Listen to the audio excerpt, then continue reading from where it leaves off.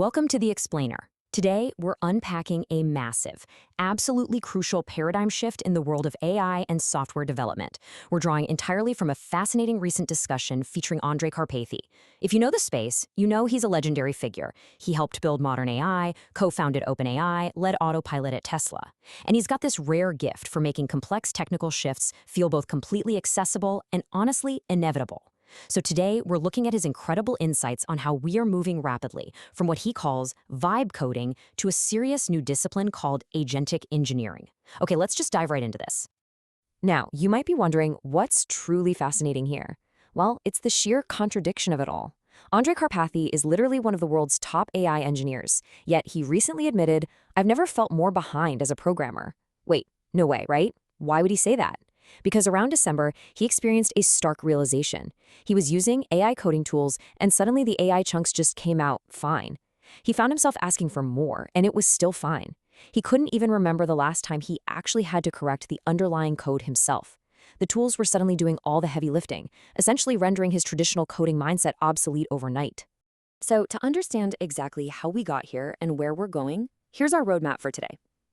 We'll start with the end of traditional coding, welcome you to Software 3.0, tackle the weird Jagged Intelligence phenomenon, compare vibe coding with agentic engineering, learn why AI models are like ghosts, and finally, look at the ultimate human bottleneck. All right, part one, the end of traditional coding. We really need to explore why a master coder suddenly felt his app-building skills were completely outdated. Karpathy realized the paradigm had fundamentally shifted during what we can call his side projects folder epiphany. Over a break, he noticed that the latest models were producing flawless code. Instead of editing and tweaking little snippets like he used to do, he found himself just infinitely working on side projects, throwing tasks at the AI, and trusting the system completely. He calls this vibe coding. He was just directing the overall vibe of the project, never actually fixing the underlying code. The manual coding mindset was completely shattered. Moving on to part two, welcome to Software 3.0. So, what exactly replaced that old coding mindset? Let's trace the evolution real quick. Step one was Software 1.0. This is where humans wrote explicit deterministic rules in code. Step two was Software 2.0, where we shifted to programming by creating datasets and training neural network weights. But now we're at step three, Software 3.0. Because we've trained these models on massive chunks of the internet, they've implicitly learned to multitask. The LLM has actually become the computer. Your prompt, your context window, is now the primary lever over this new processor. You aren't writing code anymore. You're directing computation in the digital information space. It's a real game changer. And this brilliantly illustrates the difference in practice. Look at the installation process for a tool like OpenClaw. In the 1.0 universe, you'd rely on a massive, ballooning, complex shell script filled with rigid rules just to handle every possible computer setup. But in the 3.0 paradigm, the installation is literally just a raw block of text that you copy and paste directly to your AI agent. The agent uses its own intelligence to read the instructions, look at your specific computer environment, perform intelligent actions, and debug things right there on the fly. You don't spell out the details. The agent handles the execution dynamically.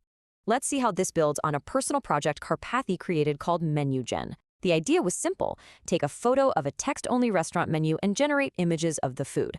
His 1.0 version was a complex app deployed on Vercel, using OCR to read the text, passing it to image generators, and rendering a UI. But the 3.0 version, it absolutely blew his mind. You just upload the raw menu photo into Gemini and say, "Use NanoBanana to overlay the images onto the menu." That's it. The neural net returns the original image, perfectly modified with food pictures directly in the pixels. So the crucial point here is that those complex intermediate apps shouldn't even exist anymore. It's just raw data in, raw data out, with the neural net doing the whole shebang. Which brings us to part three, the Jagged Intelligence phenomenon. But of course, this new reality isn't perfect yet, is it? Consider this stark contradiction, what Karpathy calls jagged intelligence. On one hand, a state-of-the-art model like Opus 4.7 can flawlessly refactor a 100,000-line codebase or find incredibly complex zero-day vulnerabilities. Super impressive. But on the other hand, if you ask it, "Hey, I want to go to a car wash 50 meters away, should I walk or drive?" it will confidently advise you to walk to the car wash without your car. It's actually hilarious, but it's insane, right? How can it be so smart and so clueless at the exact same time? Well, the answer lies in this critical concept: verifiability. AI progresses at light speed in domains where its outputs can be automatically verified and rewarded by a system, like math or writing code. During training, labs throw massive reinforcement learning, or RL, environments at these models. If an AI is inside one of those specific verified RL circuits, it absolutely flies. But if a topic wasn't heavily rewarded in training, the intelligence becomes jagged and totally unreliable. Karpathy points out that from GPT 3.5 to GPT 4, the AI suddenly got amazing at chess. Why? Just because someone at the lab dumped a massive amount of chess data into the mix. So we're currently at the mercy of whatever data the labs decide to reward. Let's dive into part 4, vibe coding versus agentic engineering. So, how do professionals actually navigate this jagged landscape?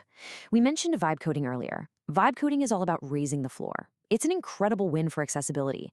Suddenly, anyone, novices, designers, managers, can generate basic functional software just by chatting with an AI. It's totally amazing. But the catch is that vibe coding often produces code that's bloated, heavily copied and pasted, and full of awkward, brittle abstractions.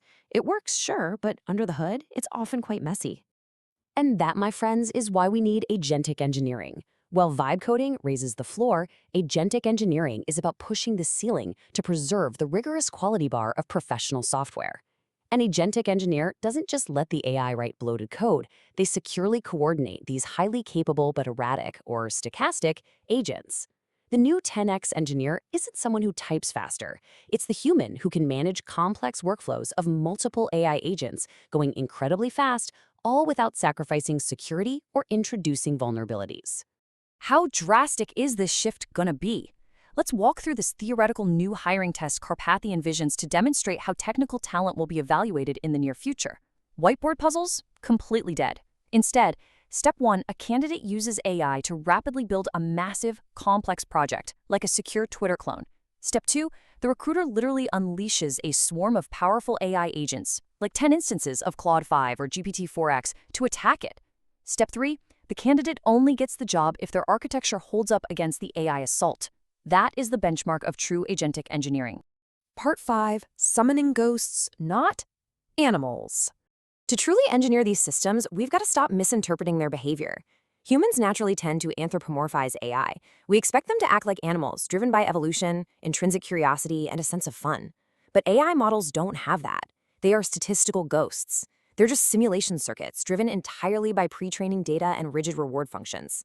Karpathy emphasizes that yelling at an AI when it makes a mistake won't change its behavior. It has absolutely no intrinsic motivation. You have to treat it like a statistical ghost summoned by data. Let me share a hilarious real-world anecdote of this AI weirdness. Karpathy had an AI agent helping him build a payment system. A user signed up with a Google email but paid via Stripe, which happened to use a totally different email address. Instead of doing what any human programmer would do, creating a persistent, unique user ID to track the funds, the AI agent tried to cross-correlate the arbitrary email addresses. It was totally blind to basic system design common sense. This brilliantly illustrates why we just can't leave these statistical ghosts completely unsupervised.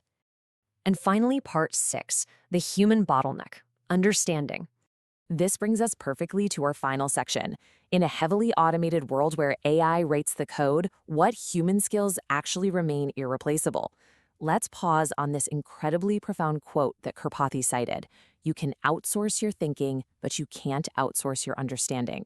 The AI can process data, synthesize text, and generate thousands of lines of code. That's the thinking. But the actual comprehension, the overarching why behind the project, the true synthesis of information, that must still happen inside the human brain. So the human's enduring role is remarkably clear. We are the directors. We provide the aesthetic judgment and the taste. We have to define the detailed specs and the overarching architecture, like making sure we use unique user IDs instead of relying on random emails, right? And crucially, we must retain fundamental knowledge. You might forget the exact API syntax for a specific library because the AI intern will recall it perfectly for you. But you must still understand fundamental computer science concepts like memory storage and how tensors work so you can stop the agent from writing terribly inefficient, gross code. You have to direct the swarm of interns toward a meaningful goal. Which leaves us with this lingering, provocative thought. Software 3.0 is here. Neural networks are becoming the native computers, automating the processing and the coding. The floor has been raised, and the ceiling for agentic engineering is skyrocketing. But your understanding remains the ultimate bottleneck. So, when AI agents eventually run the heavy lifting as host processors, what will you choose to deeply understand? Thank you for joining me for this explainer. I strongly encourage you to look at your own workflows and start exploring exactly where your unique human understanding fits into the era of Software 3.0.